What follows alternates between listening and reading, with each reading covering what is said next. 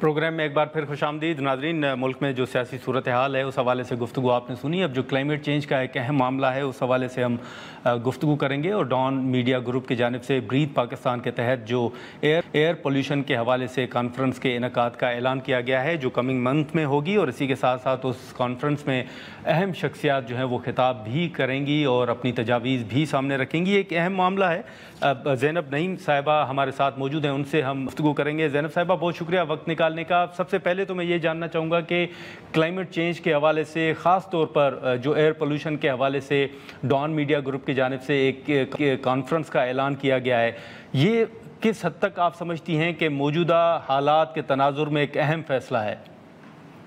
जी बिल्कुल, मुल्क में इस वक्त क्लाइमेट चेंज के गिर्द आगाही बहुत ज़रूरी है और बाकी मुख्तलिफ सेक्टर्स जिसमें प्राइवेट सेक्टर है, डेवलपमेंट सेक्टर है, उन सब की राय इसमें शामिल होना, उन सब की जो है उनका स्टांस क्या है उसको जानना बहुत ज़रूरी है, जिसके लिए मेरे ख्याल से डॉन की ये जो कॉन्फ्रेंस का इनेकाद किया जा रहा है ये बहुत अहम रोल प्ले कर सकती है। और इस मामले को जो अहमियत है जो इस वक्त तक मुझे लगता है उतनी अहमियत नहीं दी जा रही, चाहे वो प्राइवेट सेक्टर का के लेवल पे है, पब्लिक सेक्टर के लेवल पे, ये कॉन्फ्रेंस एक अहम रोल प्ले कर सकती है कि इसकी अहमियत को उजागर करने के लिए। और इसमें मीडिया का बहुत अहम किरदार है, तो डॉन ग्रुप का जो इसमें रोल है वो साबित करेगा कि मीडिया और डिफरेंट सेक्टर्स को कैसे ऑन बोर्ड करता है कि हम क्लाइमेट एक्शन प्लानिंग अपनी स्ट्रॉन्ग से स्ट्रॉन्ग कर सकें। तो this is a good initiative. जी, लेकिन आपकी नज़र में सबसे बड़ी वजूहात क्या हैं एयर पोल्यूशन के हवाले से? जैसे आपने जिक्र भी किया कि शायद तवज्जो नहीं दी जाती, तो क्या होना चाहिए आपकी नज़र में?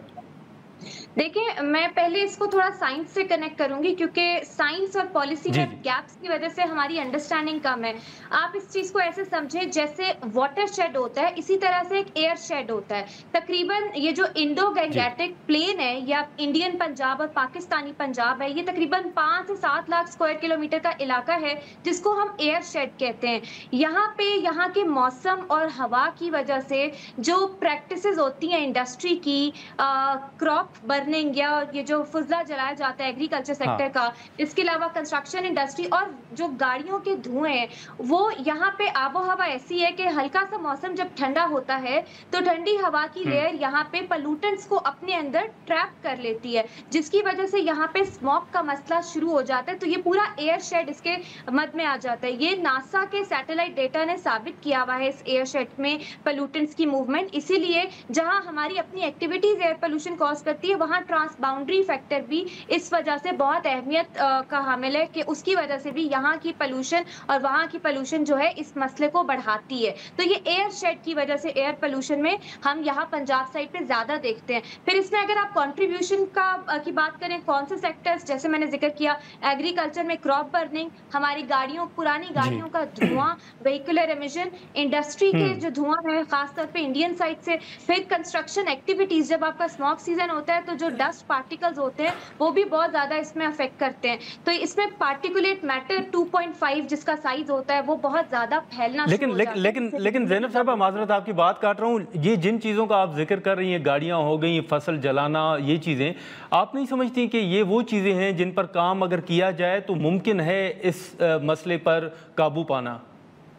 बिल्कुल, ये वो चीजें हैं जिस पे इजीली जो है हम कंट्रोल कर सकते हैं। खासतौर पे अगर पाकिस्तान की बात करूं तो पाकिस्तानी पंजाब गवर्नमेंट ने पिछले 2 से ढाई सालों में कुछ ऐसे मेजर्स लिए हैं जिनका हम बेहतर इफेक्ट अगले 2 से 3 सालों में देखना शुरू कर देंगे, जिसमें उनके एंटी स्मॉग मेजर्स में कुछ ऐसी चीजें हैं जैसे कि व्हीकल एमिशन टेस्टिंग उन्होंने शुरू की, जो कि कितने व्हीकल्स को फाइन हुआ, गाड़ियों को फाइन होता है जो पुराने स्टैंडर्ड के धुएं पर होती हैं, नए स्टैंडर्ड के धुएं पर नहीं होती और उससे पोल्यूशन फैलती है। इंडस्ट्रीज हो, ये जो ईंटों के भट्टों का धुआं होता है उसको कंट्रोल करने के लिए ज़िगज़ैग टेक्नोलॉजी के पे बात की गई और इसको कंट्रोल किया भी जाता है, ये आप भी जानते हैं। लेकिन यहाँ पे ना हमें थोड़ी, और फिर हमारी जो सीएम साहिबा है उन्होंने लास्ट ईयर इस चीज़ का भी इजहार किया था कि हम इंडिया से बात करने को भी तैयार हैं कि एयर पोल्यूशन पे काबू पाया जा सके। तो हर तरह के डिप्लोमेटिक मेजर्स भी पाकिस्तान ने खोले हुए, लेकिन जहाँ पे ट्रांस बाउंड्री फैक्टर आता है वहाँ पे बहुत चैलेंजेस आ जाते हैं कि वहाँ पे भी ये मेजर्स लिए जाने चाहिए। और डेटा शेयरिंग बहुत ज़रूरी है। ज़रूरी है। प्लस इसमें आपको